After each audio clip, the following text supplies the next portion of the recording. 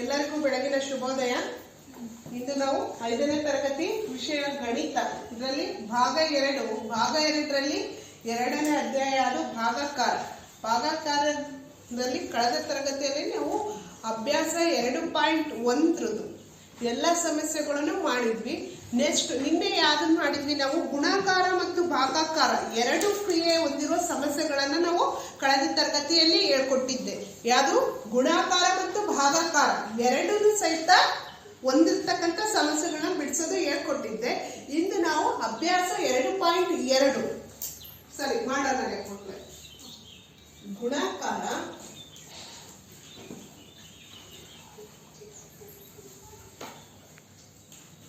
ಮತ್ತು ಭಾಗಾಕಾರ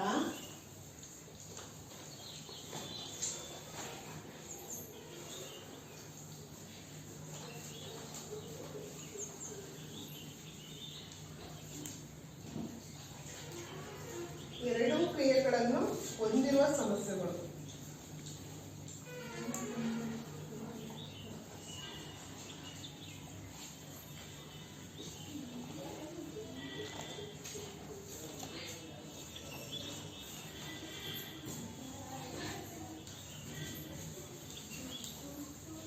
ನೋಡಿ, ಗುಣಾಕಾರ ಮತ್ತು ಭಾಗಾಕಾರ ಎರಡು ಕ್ರಿಯೆಗಳನ್ನ ಹೊಂದಿರತಕ್ಕಂಥ ಸಮಸ್ಯೆಗಳನ್ನ ನಾವು ಕಳೆದ ತರಗತಿಯಲ್ಲಿ ಮಾಡಿದ್ವಿ. ಇದ್ರ ಬೇಸಿಸ್ ಮೇಲೆ ಅಭ್ಯಾಸ 2.2ರಲ್ಲಿ ನಾವು ಇಂದು ಸಮಸ್ಯೆಗಳನ್ನ ಬಿಡಿಸೋಣ.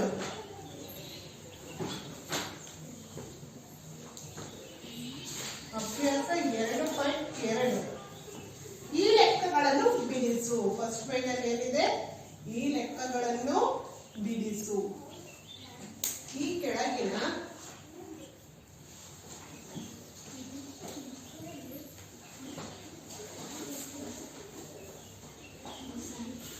ಬಿಡಿಸು. ನೋಡಿ ಮಕ್ಕಳೇ, ಅದರಲ್ಲಿ ಫಸ್ಟ್ನೇ ಲೆಕ್ಕ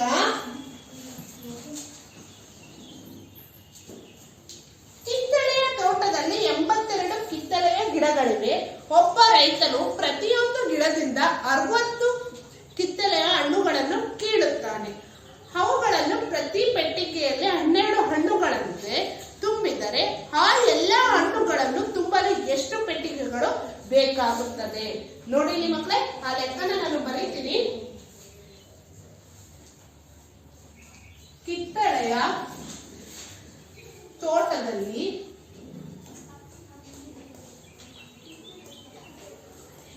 82 ಕಿತ್ತಳೆಯ ಗಿಡಗಳಿವೆ.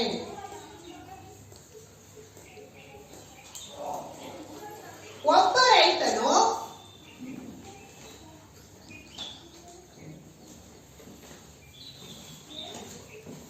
ಪ್ರತಿಯೊಂದು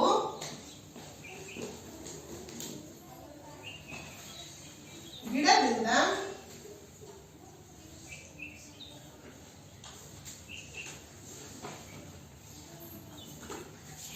60 ಕಿತ್ತಳೆಯ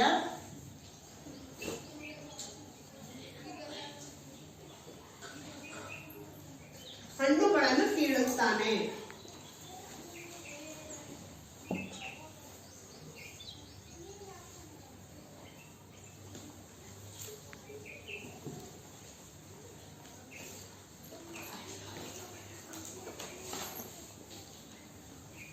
ಅವುಗಳನ್ನು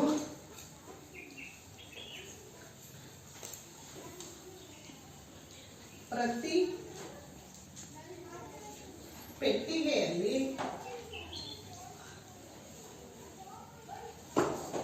12 ಹಣ್ಣುಗಳಂತೆ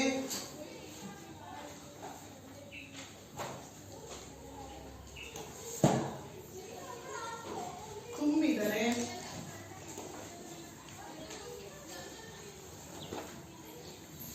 ಈ ಎಲ್ಲ ಹಣ್ಣುಗಳನ್ನು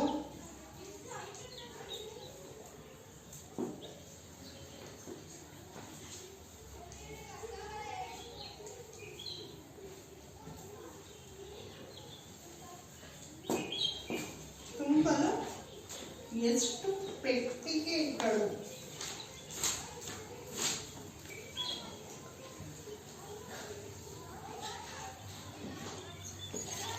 ಬೇಕಾಗುತ್ತವೆ.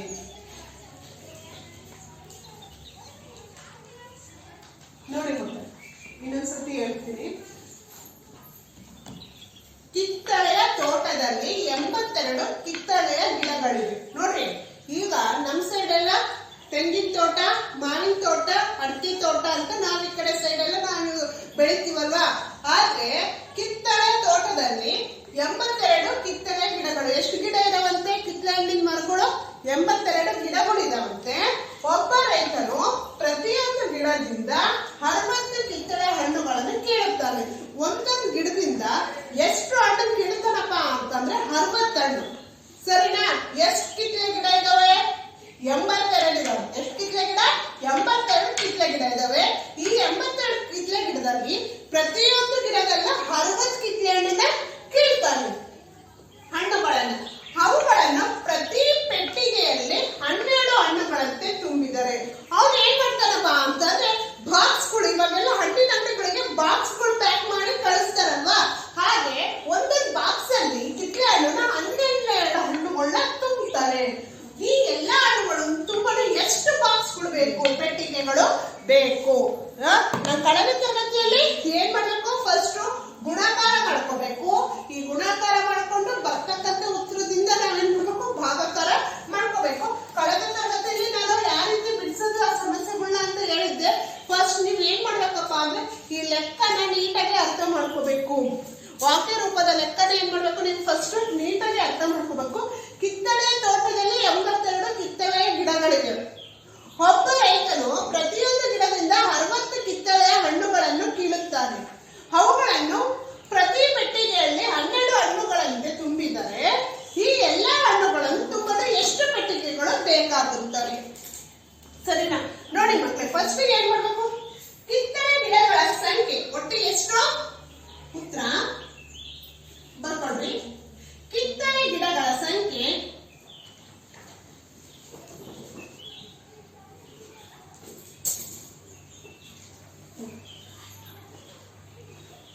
ಒಟ್ಟು ಎಷ್ಟು ಗಿಡ ಇದಾವೆ? 82. ಪ್ರತಿಯೊಂದು ಕಿತ್ತಳೆ ಗಿಡದಿಂದ ಹಣ್ಣುಗಳನ್ನು ಕೀಳುವ ಸಂಖ್ಯೆ ಪ್ರತಿಯೊಂದು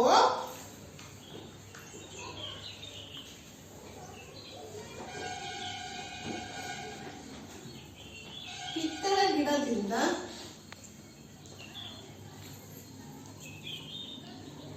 ಕಿತ್ತಳೆ ಹಣ್ಣುಗಳನ್ನು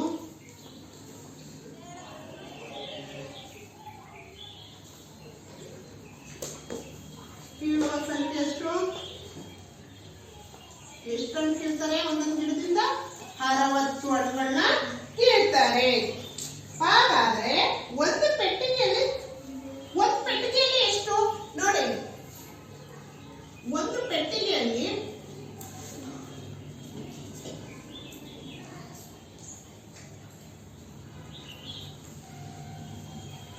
ಒಂದು ಪೆಟ್ಟಿಗೆಯಲ್ಲಿ 12 ಹಣ್ಣುಗಳಂತೆ ಎಷ್ಟು ಹಣ್ಣುಗಳನ್ನು ತುಂಬುತ್ತಾರೆ? 12 ಹಣ್ಣುಗಳನ್ನು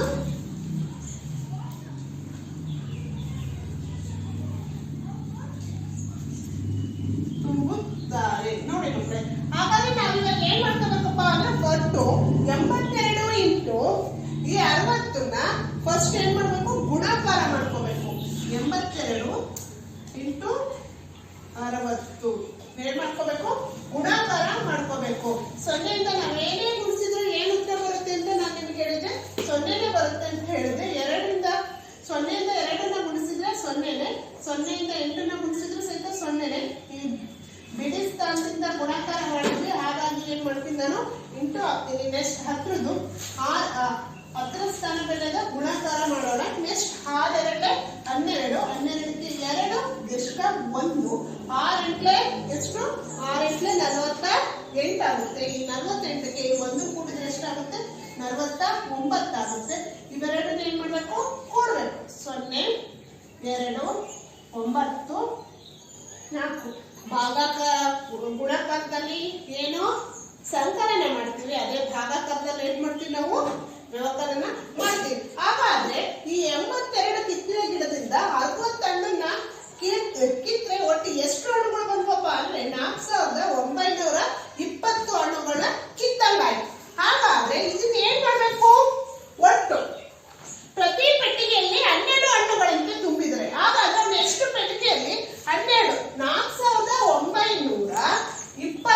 ಹಣ್ಣುಗಳನ್ನ ಎಷ್ಟು ಪೆಟ್ಟಿಗೆಯಲ್ಲಿ ತುಂಬ್ತಾನೆ? 12 ಪೆಟ್ಟಿಗೆಯಲ್ಲಿ ತುಂಬ್ತಾನೆ. ಅದನ್ನ ನಾವೇನ್ ಬೇಕು? ಭಾಗಾಕಾರ ಮಾಡ್ಕೋಬೇಕು. ನೋಡಿ 12ರಿಂದ 49 ಹೋಗುತ್ತಾ? ಹೋಗಲ್ಲ. ಅದ್ರ ಸಮೀಪ ಎಷ್ಟು? 12 12, 12 24, 12 36, 12 4 ಅಲ್ವಾ? 12 4 ಎಷ್ಟು? 48. ಈ 9ಕ್ಕೆ 8 ಹೋದ್ರೆ 1, ಈ 4ಕ್ಕೆ 4 ಹೋದ್ರೆ 0. ಈ 2 ನಾನೇನ್ ಮಾಡ್ತೀನಿ? ಕೆಳಗೆ ಇಳಿಸ್ಕೊಳ್ತೀನಿ. 12 ಹೋದ್ರೆ 12. ಈ 2ರಲ್ಲಿ 2 ಹೋದ್ರೆ 0, 1ರಲ್ಲಿ 1 ಹೋದ್ರೆ 0. ಇಲ್ಲಿ ಶೇಷ ಏನು ಉಳಿದಿಲ್ಲ.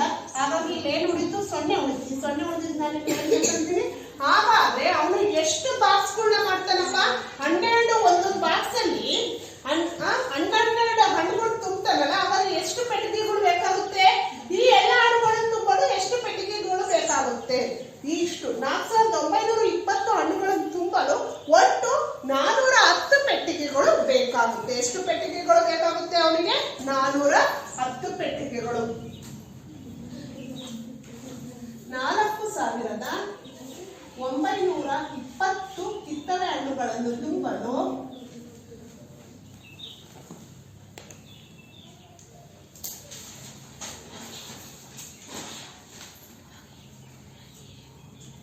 ತುಂಬಲು 410 ಪೆಟ್ಟಿಗೆಗಳು.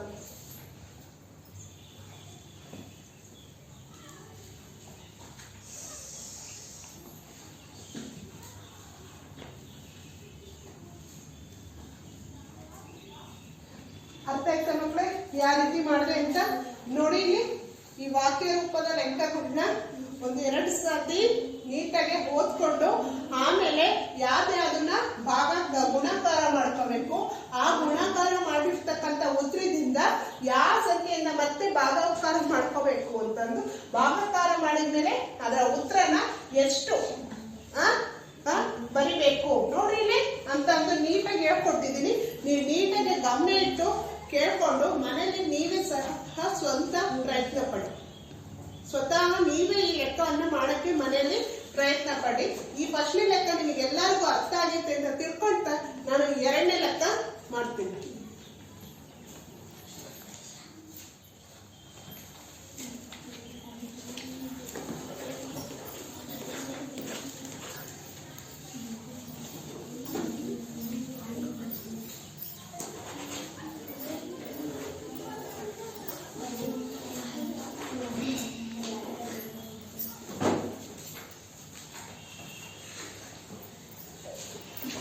ನೆಕ್ಸ್ಟ್ 2ನೇದು ಅನಿತಾಳ ಹತ್ತಿರ ಇರುವ ಹಸು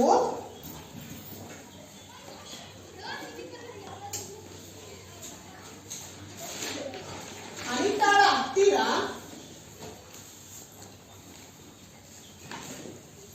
ಇರುವ ಹಸು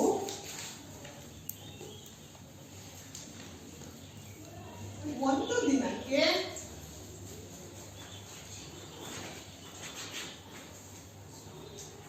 8 ಲೀಟರ್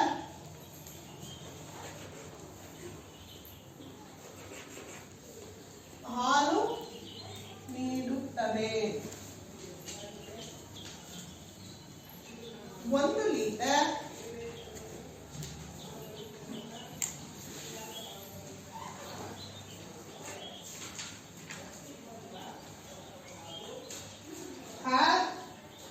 ಹಾಲಿನ ಮಾರುವ ಬೆಲೆ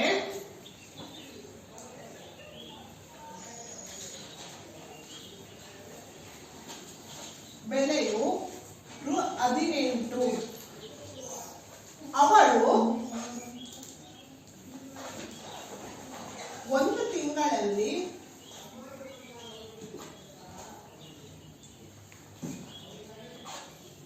ಗಳಿಸಿದ ಹಣವನ್ನು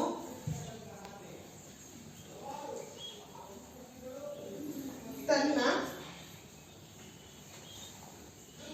4 ಮಕ್ಕಳಿಗೆ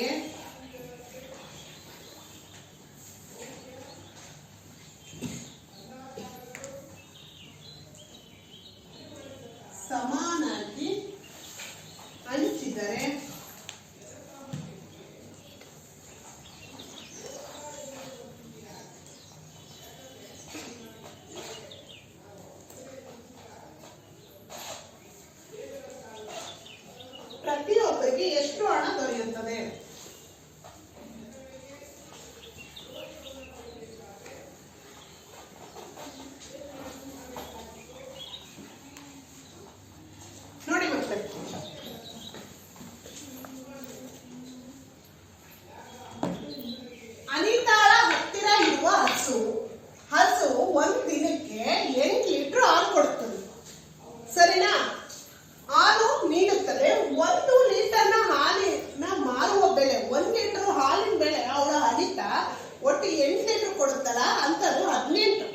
ಸರಿನಾ? 18 ರೂಪಾಯಿದಂಗೆ ಮಾರ್ತಾಳೆ. ಎಷ್ಟು ಲೀಟರ್ನ? 8 ಲೀಟರ್ನ. ಅವಳು ಒಂದು ತಿಂಗಳಲ್ಲಿ ಗಳಿಸಿದ ಈ 18 ಒಂದು ತಿಂಗಳಲ್ಲಿ ದಿನಕ್ಕೆ 8 ಲೀಟರ್ನ 18 ರೂಪಾಯಿದಂಗೆ ಮಾರಿದ್ರೆ ಒಂದು ತಿಂಗಳಿಗೆ ಅವಳು ಎಷ್ಟು ಹಣ ಗಳಿಸ್ತಾಳೆ? ಗಳಿಸಿದ ಹಣವನ್ನು ತನ್ನ 4 ಮಕ್ಕಳಿಗೆ ಸಮಾನಾಗಿ ಹಂಚ್ತಾಳೆ. ಅದನ್ನ ನಾವೇನ್ ಮಾಡ್ಬೇಕು? ಕಂಡಿಡ್ಕೋಬೇಕು. ನೋಡ್ರಿ ಇಲ್ಲಿ ಮಕ್ಕಳೇ, ಅನಿತಾಳ ಹತ್ತಿರ ಇರುವ ಹಸು ಒಂದು ದಿನಕ್ಕೆ ಎಷ್ಟು ಲೀಟರ್ ಹಾಲು ಕೊಡುತ್ತೆ? ಅನಿತಾಳ ಹಸು ಒಂದು ದಿನಕ್ಕೆ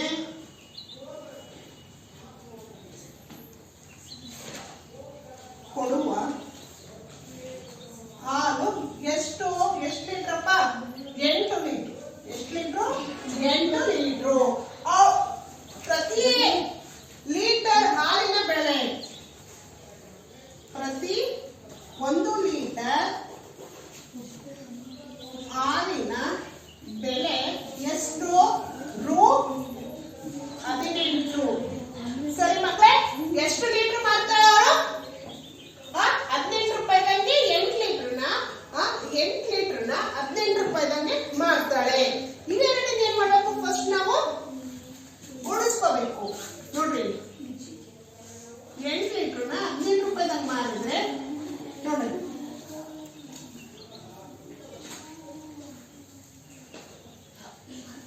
ಗುಣಾಕಾರ ಹೇಳಿದ್ದೀನಿ ನಾನು. ಅದನ್ನು ಬದಲು ಸಹಿತ ನಾವು ಗುಣಾಕಾರ ಮಾಡ್ಕೋಬಹುದು. ಇದನ್ನ ಈ ಕಡೆ ಬರ್ಕೊಂಡು ಇದನ್ನ ಆ ಕಡೆ ಬರ್ಕೊಂಡು ಯಾವ ರೀತಿ ಮಾಡಿದ್ರು ಸಹಿತ ಉತ್ತರ ಏನ್ ಬರುತ್ತೆ?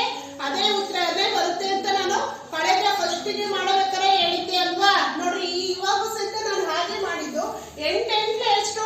8 64. 64ಕ್ಕೆ ಇಲ್ಲಿ 4 ದಶಕ 6. 8 8. ಈ 8 8. ಈ 8ಕ್ಕೆ 6 ಸೇರಿಸ್ರಿ. 8ಕ್ಕೆ 6 ಸೇರಿಸಿದ್ರೆ ಎಷ್ಟಾಗುತ್ತಪ್ಪ ಅಂದ್ರೆ 72 ಆಗುತ್ತೆ. ಎಷ್ಟಾಗುತ್ತೆ? 72 ಆಗುತ್ತೆ. ಈ 70 ಒಟ್ಟು ಒಂದು ದಿನಕ್ಕೆ ಎಷ್ಟು ರೂಪಾಯಿ ಬರುತ್ತೆ ಅವಳಿಗೆ? 724 ರೂಪಾಯಿ ಬರುತ್ತೆ. 8 64. 64ಕ್ಕೆ 4 ದಶಕ 6. 8 8. ಈ 8ಕ್ಕೆ 6 ಕೊಡ್ರಿ. 9 10 11 12 13 14. ಸರಿನಾ? 14. ಹಾಗಾದ್ರೆ ಒಂದು ದಿನಕ್ಕೆ ಅವರಿಗೆ ಎಷ್ಟು ರೂಪಾಯಿ ಬರುತ್ತೆ? 144 ರೂಪಾಯಿ ಬರುತ್ತೆ. ಅರ್ಥ ಆಯ್ತಾ ಮಕ್ಕಳೇ? ನೆಕ್ಸ್ಟ್, ಈ 144ನ ಪ್ರತಿ ಒಂದು ತಿಂಗಳಿಗೆ ಎಷ್ಟು ಹಣ ಗಳಿಸ್ತಾರೆ? ಒಂದು ತಿಂಗಳಿಗೆ. ನೆಕ್ಸ್ಟ್, ಈ 144ನ ಮತ್ತೆ 30ರಿಂದ ಏನ್ ಮಾಡ್ಬೇಕು? ನೀವು ಗುಣಾಕಾರ ಮಾಡ್ಕೋಬೇಕು, ಗುಣಿಸ್ಕೋಬೇಕು. ನೋಡ್ರಿ, 144 ಇಂಟು 30. 30 ಅಂದ್ರೆ ಒಂದು ತಿಂಗಳಿಗೆ ಎಷ್ಟು ಅಂತ ನೋಡ್ರಿ. ಇಲ್ಲಿ 0ಕ್ಕೆ ನಾವ್ ಏನೇ ಗುಣಿಸಿದ್ರು ಉತ್ತರ ಏನು? 0ನೇ. ಇಂಟು 3 4 12ಕ್ಕೆ 2 ದಶಕ 1. 3 4ಕ್ಕೆ 12. ಈ 12ಕ್ಕೆ 1 ಕೂಡಿದ್ರೆ 13 ಆಗುತ್ತೆ. ಮತ್ತೆ ದಶಕ 1. 3 3. ಈ 3ಕ್ಕೆ 1 ಕೂಡಿದ್ರೆ 4 ಆಗುತ್ತೆ. ಏನ್ ಮಾಡಬೇಕು? ಕೂಡ್ಬೇಕು. 0 2 3 ಮತ್ತೆ 4. ಹಾಗಾದ್ರೆ ಒಟ್ಟು ಎಷ್ಟು ಉತ್ತರ ಬಂತು? 4320. ಎಷ್ಟು ಉತ್ತರ ಬಂತು? 4320 ರೂಪಾಯಿ ಒಂದು ತಿಂಗಳಿಗೆ. ಎಷ್ಟು? 8 ಲೀಟರ್ ಹಾಲು ಪ್ರತಿದಿನ ಮಾರ್ತಾಳಲ್ಲ, ಆ ದುಡ್ಡು ಎಷ್ಟಪ್ಪ ಅಂದ್ರೆ 4320 ಬಂತು. ಅವಳು ಎಷ್ಟು ಜನ ಮಕ್ಕಳಿಗೆ ಹಂಚ್ತಾಳೆ? ಇದನ್ನ 4 ಜನ ಮಕ್ಕಳಿಗೆ ಹಂಚ್ತಾಳೆ. 4320ನ ಒಟ್ಟು ಈ 4 ಜನ ಮಕ್ಕಳಿಗೆ ಹಂಚ್ತಾಳೆ. ಈ 4 ಜನ ಮಕ್ಕಳಿಗೆ ನಾವೇನ್ ಮಾಡ್ಬೇಕು? ಭಾಗಾಕಾರ ಮಾಡ್ಕೋಬೇಕು. ನೋಡಿ ಮಕ್ಕಳು, ಸರಿನಾ? 4 2 ಸಂಖ್ಯೆ 4 10. ಸರಿನಾ?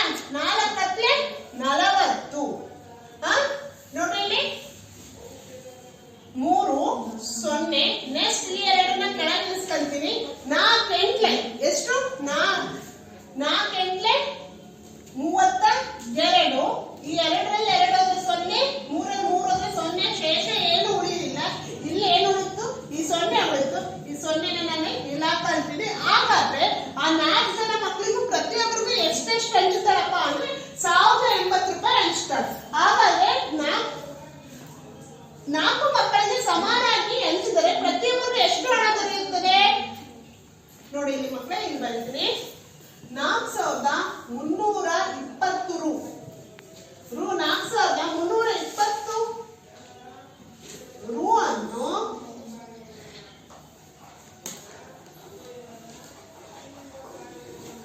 4 ಜನ ಮಕ್ಕಳಿಗೆ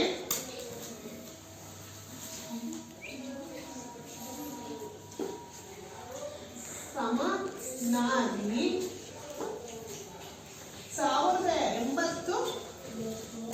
1080 ರು ಹಂಚುತ್ತಾಳೆ. ಅರ್ಥ ಆಯ್ತಾ ಮಕ್ಕಳೇ? ಇಂದಿನ ತರಗತಿಯಲ್ಲಿ ಒಟ್ಟು ನಾನು 2 ಲೆಕ್ಕಗಳನ್ನ ಸಮಸ್ಯೆಗಳನ್ನ ಹೇಳ್ಕೊಟ್ಟಿದ್ದೀನಿ. ಈ ಲೆಕ್ಕ ಅರ್ಥ ಆಗಿದೆ ಅಂತ ತಿಳ್ಕೊಂಡ್ರೆ ಇದ್ರಲ್ಲಿ ಇನ್ನೊಂದು ಲೆಕ್ಕ ಉಳಿದಿದೆ. ಯಾವ್ದಪ್ಪ ಅಂದ್ರೆ, ಒಂದು ಶಾಲೆಯ 15 ವಿದ್ಯಾರ್ಥಿಗಳು ಒಂದು ವಾಹನವನ್ನು ಪ್ರತಿ ಕಿಲೋಮೀಟರ್ಗೆ ರೂ. 9 ಬಾಡಿಗೆಗೆ ತೆಗೆದುಕೊಳ್ಳುತ್ತಾರೆ. ಅವರು 375 ಕಿಲೋಮೀಟರ್ ದೂರ ಕ್ರಮಿಸಿದರೆ ಪ್ರತಿ ವಿದ್ಯಾರ್ಥಿಯು ನೀಡಬೇಕಾದ ಹಣವನ್ನು ಲೆಕ್ಕ ಹಾಕಿ ಅಂತ ಇದೆ.